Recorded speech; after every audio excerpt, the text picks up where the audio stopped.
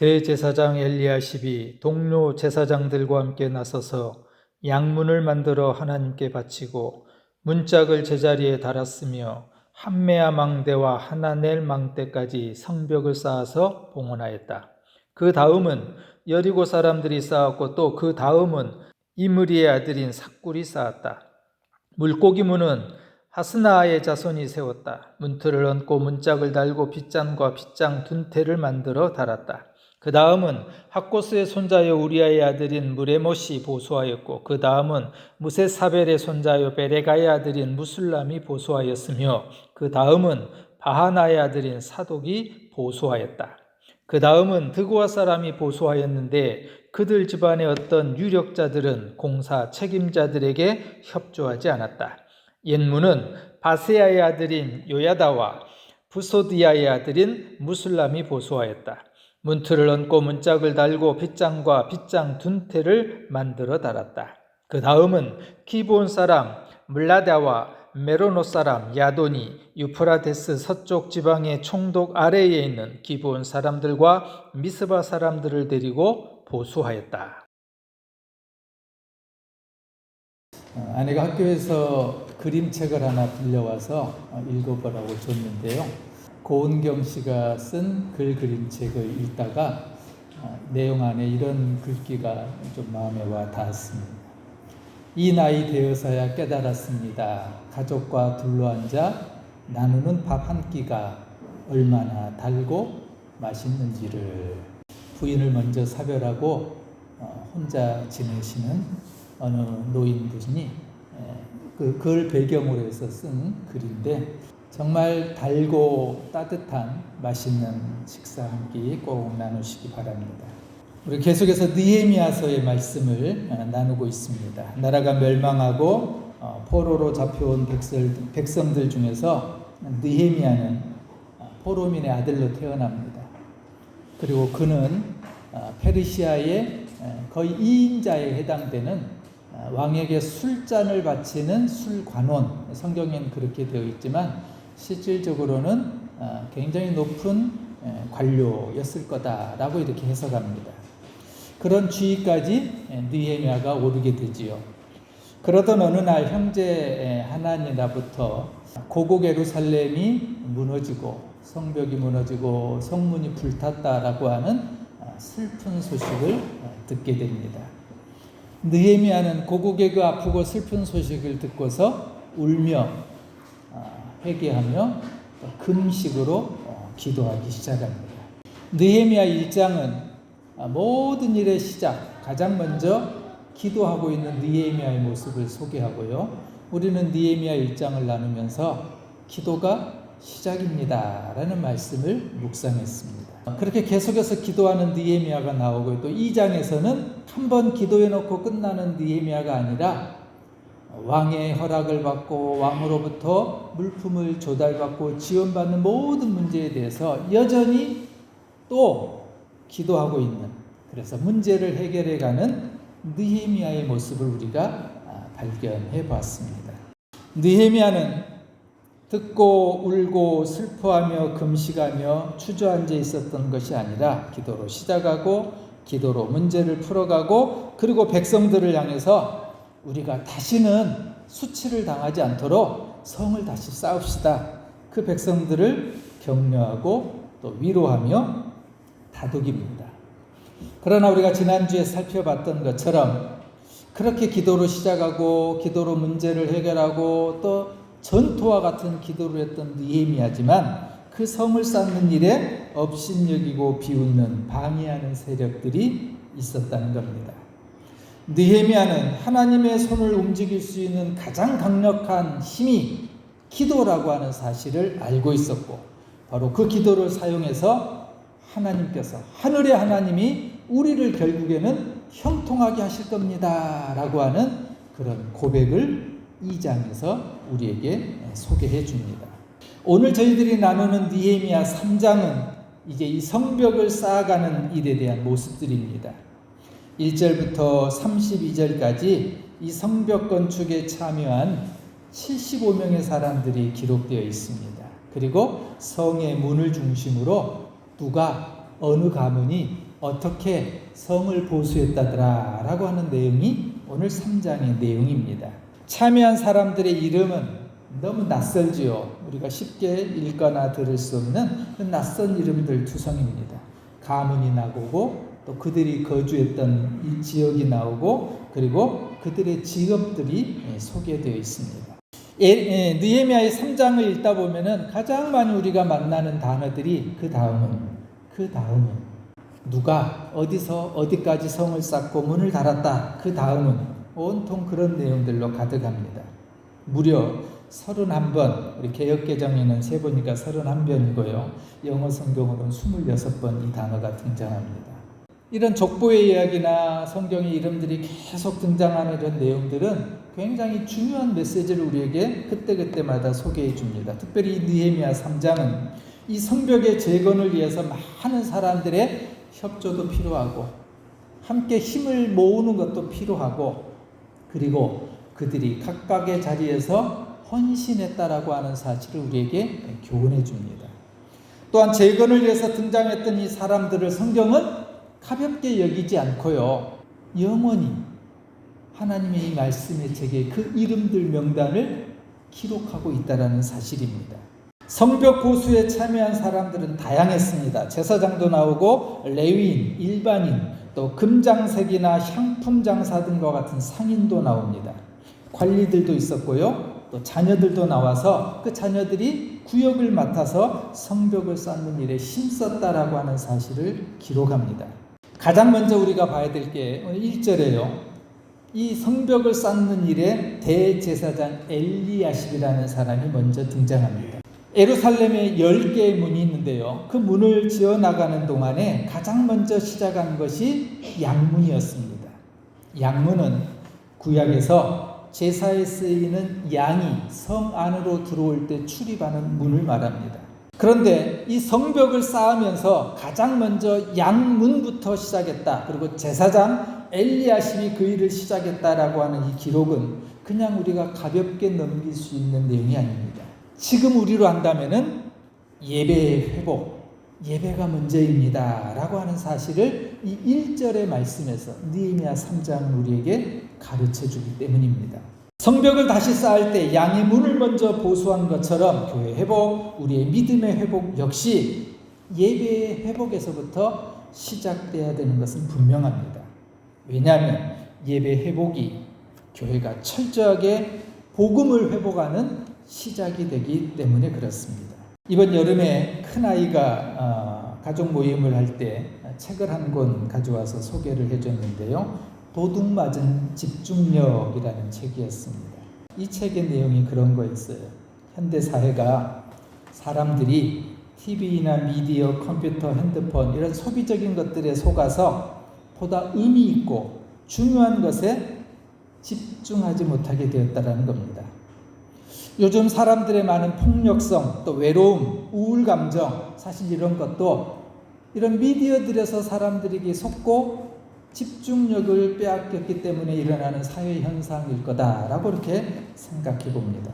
책 안에서 눈여겨본 대목이 있었는데요. 이런 거였어요. 우리 아이들은 놀고 구경하고 질문하며 유능해지는데 그런 인터넷이나 핸드폰의 이 미디어들이 우리 아이들을 신체적으로 심리적으로 감금해버렸다. 요한아리는 그런 표현을 쓰고 있더라고요. 우리 아이들을 이런 미디어들이 감금해버렸다. 그래서 집중력을 도둑맞았다는 얘기입니다. 우리 가정에서 쉽게 느끼고 보는 장면이죠. 우리 아이들, 또 우리 손들이 와서 보면은 온통 손 안에 핸드폰을 가지고 하루 종일 지내는데 전혀 지루하지도 않고 거기에 매달려 살아갑니다.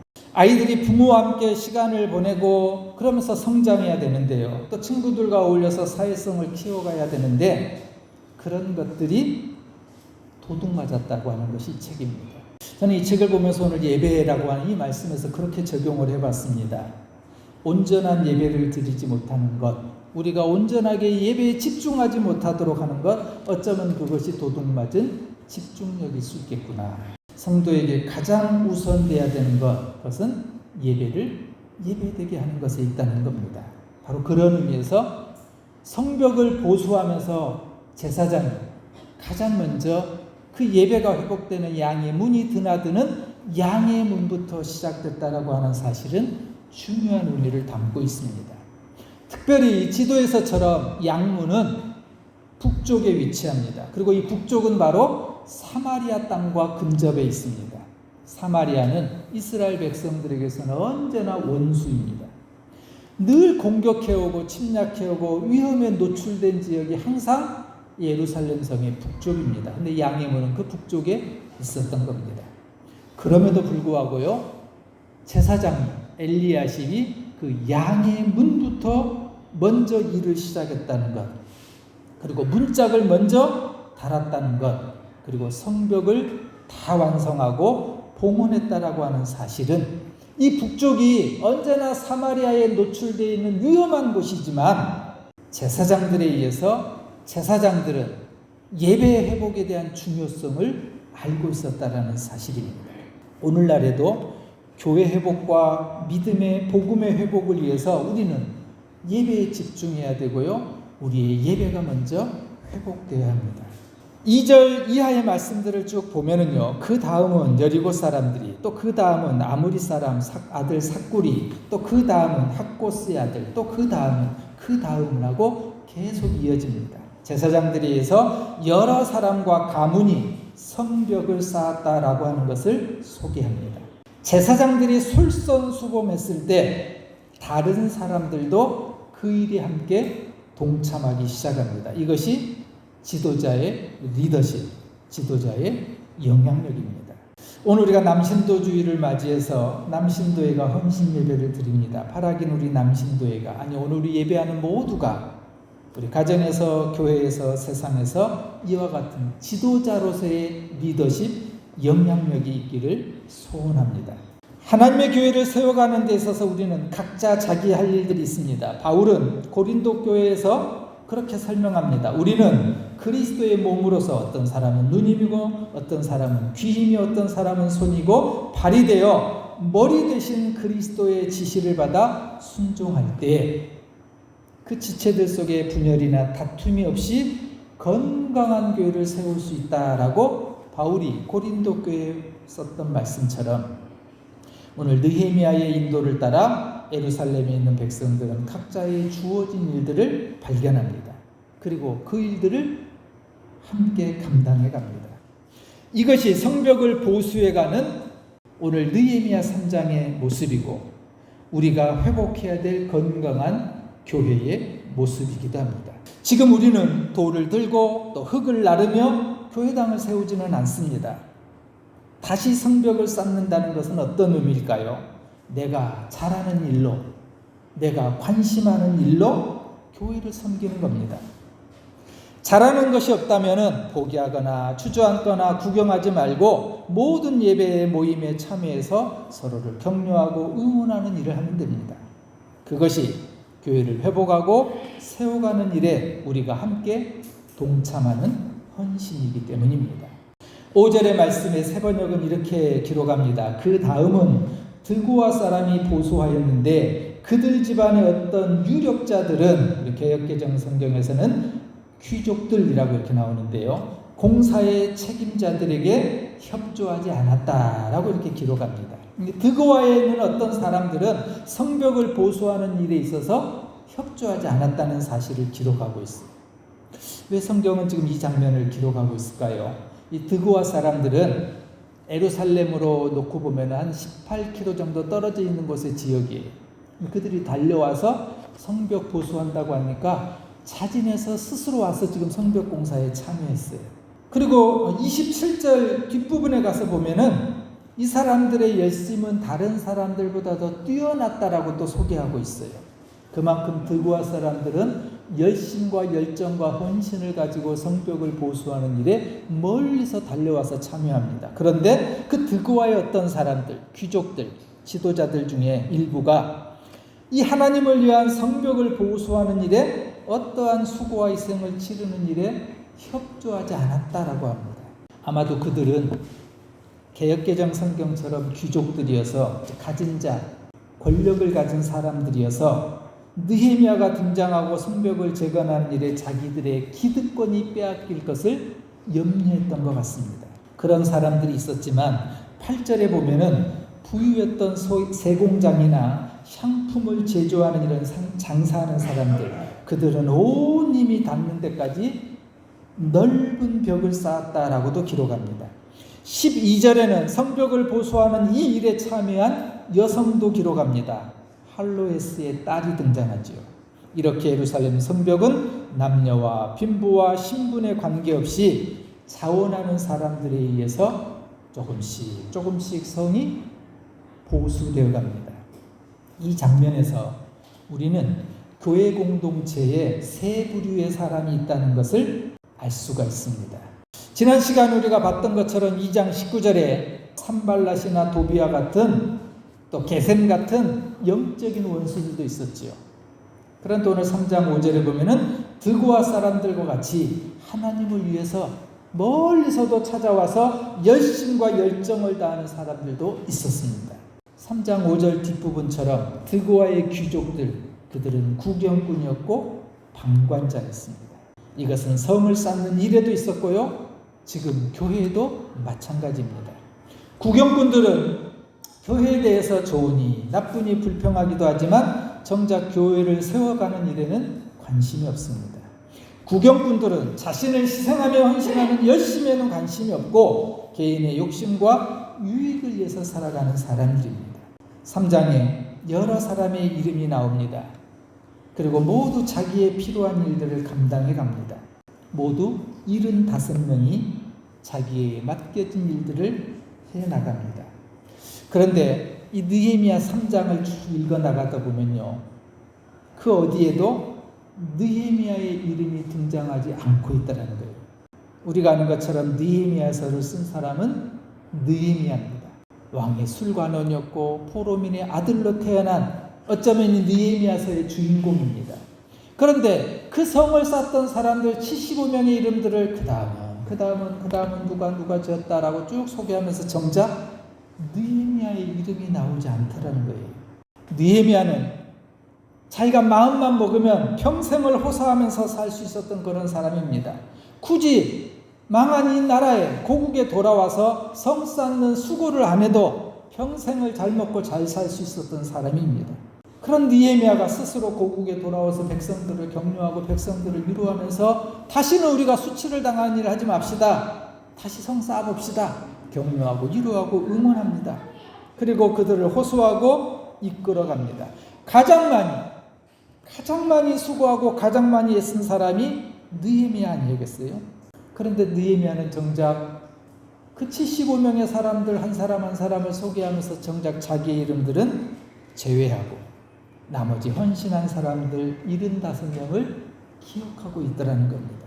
성을 쌓는데 이렇게 수고하고 고생했던 고마운 사람들, 그리고 그 사람들의 이름을 기록하고 격려하고 우리에게 소개합니다. 아마 느헤미야는 오늘 본문에 나오지 않지만 이렇게 말하는 것 같습니다. 이 성을 쌓는 이 아름다운 헌신에 내가 한 것이 아니라 여러분들이 했습니다. 이 느헤미야의 마음 심정이었던 것 같아요. 하나님의 일은 하면 할수록 힘이 나야 되죠. 이것이 은혜 받는 비결이고 이것이 부흥하는 비결입니다. 느헤미야는 그런 마음을 품었습니다.